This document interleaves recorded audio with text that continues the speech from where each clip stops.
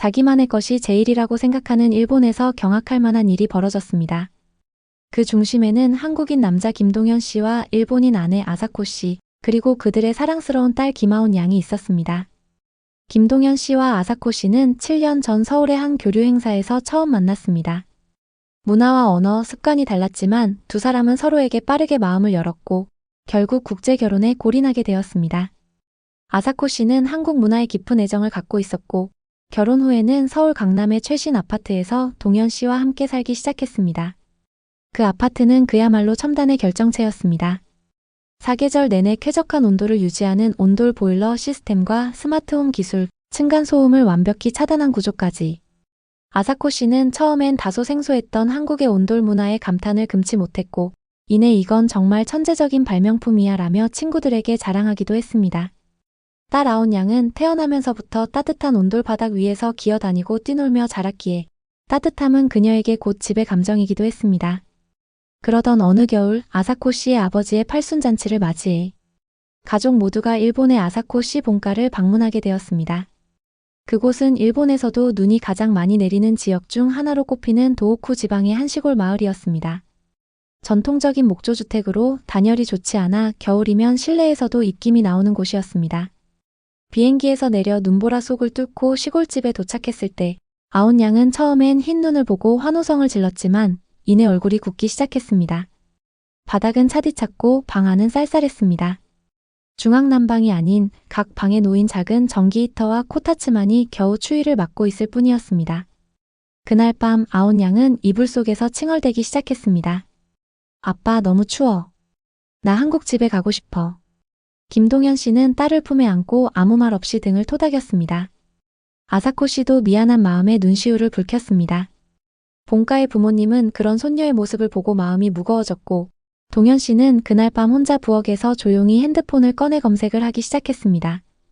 일본에서 사용할 수 있는 한국 보일러 시공, 목조주택용 온돌 보일러 공사 같은 단어들이 그의 검색 기록에 줄줄이 남았습니다. 다음 날 동현 씨는 결심했습니다. 단순한 임시방편이 아니라 아예 아내의 본가에 한국식 온돌 보일러를 시공하겠다고. 그는 일본의 건축업체와 연락을 취하고 한국의 보일러 회사에 견적을 요청했습니다. 가족과 장인의 동의를 받은 그는 과감히 공사를 시작했습니다. 이 공사는 단순히 보일러를 까는 수준이 아니라 집의 구조를 송두리째 바꾸는 작업이었습니다. 바닥 전체를 드러내고 단열재와 배관을 깔고 보일러 본체를 설치하는 대규모 시공이었습니다. 일본에서는 거의 전례가 없는 일이었고 시공 비용도 결코 적지 않았습니다. 자그마치 1,000만 엔이 넘는 공사 비용을 동현 씨는 기꺼이 감당했습니다. 며칠간의 공사 끝에 드디어 첫 가동이 이뤄졌습니다. 전통적인 목조 일본 가옥이 따뜻한 온돌 바닥을 가진 집으로 거듭난 것입니다. 바닥에서 은은하게 올라오는 열기에 방 안 공기가 서서히 데워지자 아온 양은 조심스럽게 바닥에 엎드려 보더니 눈을 동그랗게 떴습니다. 아빠, 바닥이 따뜻해. 그날 밤 아온 양은 처음으로 한 번도 깨지 않고 단잠에 들었습니다. 다음 날 아사코 씨의 부모님도 이게 정말 한국의 온돌이구나. 우리도 이제 코타츠보다 이게 더 좋겠어. 라며 감탄을 아끼지 않았습니다. 소문은 빠르게 퍼졌습니다. 이웃들도 구경을 왔고 우리 집에도 설치할 수 있느냐는 문의가 쇄도했습니다. 동현 씨는 시공 과정과 보일러 구조, 안전 시스템, 온도 조절 방식에 대해 자세히 설명했습니다. 그는 온돌의 원리와 역사, 그리고 한국에서 얼마나 사랑받는 문화인지도 이야기하며 이 조용한 시골 마을에 한국식 난방 문화의 씨앗을 뿌렸습니다. 그 후 지역 주민들 사이에서 한국식 온돌 보일러 설치 열풍이 불기 시작했습니다. 처음엔 한두 집이 호기심에 시공을 맡기더니 얼마 지나지 않아 마을 전체에서 보일러 설치가 이어졌습니다. 보일러 설치 업체는 예약이 밀려들었고 지역 건축 자재상에서도 한국산 보일러 부품과 단열재를 들여오기 시작했습니다. 기존의 코타츠나 전기 히터보다 훨씬 효율적이고 건강에도 좋은 시스템이라는 인식이 퍼져나갔기 때문입니다. 이러한 흐름은 일본을 넘어 몽골에서도 일어났습니다. 몽골의 북부, 겨울이면 영하 40도까지 떨어지는 홉드 지역에 사는 한 몽골인 가족은 우연히 한국 TV 프로그램에서 온도를 접하게 되었습니다. 매서운 추위 속에서 온 가족이 작은 화목난로에 의지해 살아가던 그들에게 한국의 온돌은 마치 기적처럼 느껴졌습니다. 그들은 곧바로 보일러 시공 업체에 연락했고 기존 가옥을 뜯어내는 대공사를 감행한 끝에 온돌 시스템을 완비했습니다. 이후 이웃들의 문의가 잇따랐고 지역 주민들 사이에 바닥이 따뜻한 집이 진짜 부자라는 말까지 돌기 시작했습니다. 지금은 홉드 시내 신규 아파트 단지에 한국식 온돌 보일러가 기본으로 들어가는 것이 표준이 되었습니다.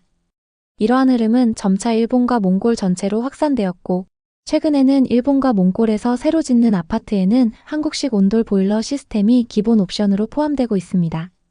대형 건설사들이 한국 기업과 기술 협약을 맺으면서 고효율 바닥 난방 시스템이 아시아 주택 시장의 새로운 기준으로 자리 잡아가고 있습니다. 뿐만 아니라 서양 문화권인 독일에서도 무서운 속도로 흥행하고 있습니다. 그의 한 예로 장 마르셀 부부를 소개해드립니다. 독일 베를린 외곽 슈판다우 지역의 한 고풍스러운 주택가의 프랑스계 독일인 부부 장 마르셀 씨와 안네 로제 씨가 살고 있었습니다. 은퇴 후 정원과 서재가 있는 작은 단독주택에서 여유로운 삶을 누리던 그들은 최근 심각한 고민에 빠졌습니다. 마르셀 씨가 앓고 있는 만성 허리 통증과 무릎 관절염이 추운 겨울이 되면 심해졌기 때문입니다. 독일의 겨울은 길고 습하며 실내가 건조해지기 십상이었고 난방은 중앙 보일러를 이용한 라디에이터 방식이 대부분이었습니다. 공기는 따뜻했지만 바닥은 늘 차가웠고 특히 돌이나 대리석 마감이 많은 독일식 인테리어 특성상 아침에 일어나 슬리퍼를 신기 전까지 발이 시려워 고생하는 일이 잦았습니다. 더군다나 안네 로제 씨는 최근 낙상사고로 고관절을 다친 이후 바닥에서의 체온 유지가 절실해졌습니다. 그러던 어느 날 부부의 외동딸 마리 씨가 한국으로 출장 갔다가 돌아오면서 한국의 바닥 난방 문화를 언급했습니다. 엄마, 아빠. 서울의 겨울은 독일보다 더 추운데 집안에서는 양말도 필요 없어요. 바닥에서 열이 올라와요. 그게 바로 온돌이래요. 진짜 신기했어요. 마르셀 부부는 처음엔 반신반의했습니다. 바닥에서 열이 올라온다고? 그건 전기 매트 같은 거 아니냐? 며 웃었지만 마리 씨가 직접 찍어온 영상과 온도계를 들고 와 설명하자 두 사람의 태도는 달라졌습니다. 딸의 권유로 한국에서 작은 온돌 매트를 배송받아 안방에 설치해본 결과는 충격적이었습니다. 단 며칠 만에 마르셀 씨의 허리 통증이 줄고 안네 로제 씨의 수면의 질이 개선되기 시작했던 것입니다. 그때부터 마르셀 씨는 인터넷을 뒤지기 시작했습니다. 한국 온돌 시스템 독일 설치, 플로 히팅 코리어, 보일러 UNDERFLOR 히팅.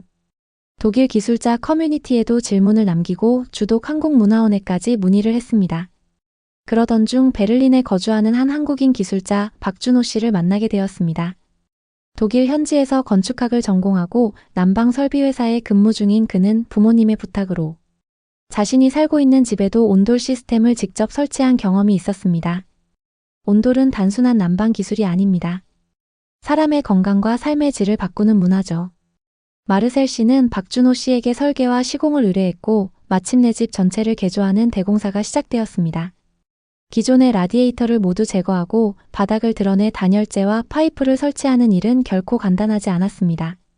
특히 습기가 많은 독일의 토양 조건을 고려해야 했고 유럽식 규격에 맞는 보일러 배관 연결도 까다로웠습니다. 하지만 박준호 씨는 독일 건축 기준을 정확히 준수하며 한국의 최신 온돌 기술과 독일의 에너지 효율 시스템을 융합하는 방식으로 설계를 완성해냈습니다. 시공이 마무리된 첫날 밤 부부는 처음으로 맨발로 거실을 걸어보았습니다. 발바닥에 느껴지는 미지근한 열기, 집안 전체에 퍼지는 고른 따스함, 습기 없는 포근한 공기.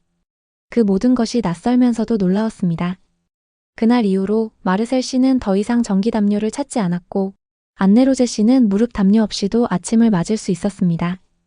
이건 마치 따뜻한 품 안에 들어와 있는 기분이야. 나 지금까지 왜 이걸 모르고 살았을까? 소문은 빠르게 퍼졌습니다. 마르셀 부부의 집에 방문한 이웃들은 놀라움을 감추지 못했습니다. 이건 독일이 아니야. 여긴 한국인가? 이게 어떻게 가능하지? 방문자들 중에는 현직 건축사도 있었고 병원 물리치료사도 있었습니다. 특히 물리치료사였던 루트비 박사는 온돌의 효과에 주목했습니다. 체온이 일정하게 유지되면 혈액순환이 원활해지고 관절이 유연해집니다. 난방이 곧 치료가 될 수 있다는 걸 이 집이 증명하고 있어요. 이후 베를린 서부의 고급 주택가를 중심으로 한국식 온돌 시스템이 본격적으로 소개되기 시작했습니다. 특히 실버 세대와 노인 복지시설에서 그 수요가 폭발적으로 증가했습니다. 몇몇 실버타운 운영자들은 직접 한국을 방문해 보일러 제조 공장과 온돌 시공 현장을 견학했고, 독일 보건복지부는 노년층 주거 환경 개선 보고서에 한국식 바닥 난방을 도입, 고려 대상 기술로 공식 명시하기에 이르렀습니다. 그 무렵 박준호 씨는 작은 회사를 설립했습니다. 이름은 HEIMWRM이 KOREA 한국의 집 따뜻함이라는 뜻이었습니다. 그는 독일 각지에서 문의를 받고 한국의 보일러 부품을 수입해 시공을 진행했습니다. 어느새 그는 한국-독일 온돌 문화 전도사가 되어 있었고, 그의 시공기를 담은 다큐멘터리는 유럽 공영방송 ART에도 소개되었습니다. 한국의 온돌은 단순한 열이 아닙니다. 그것은 마음입니다. 추운 바깥에서 돌아온 사람을 따뜻하게 안아주는 마음이요.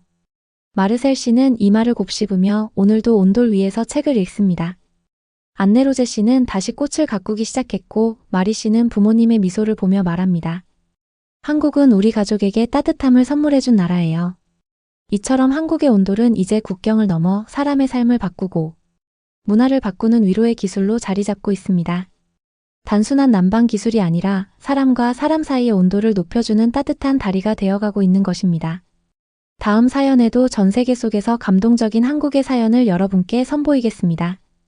이 이야기가 마음에 와닿으셨다면 구독과 좋아요, 그리고 여러분들의 생각을 댓글로 공유해주세요. 오늘도 들숨의 행복을 날숨의 기쁨을 받으시길 바라겠습니다. 아디오스.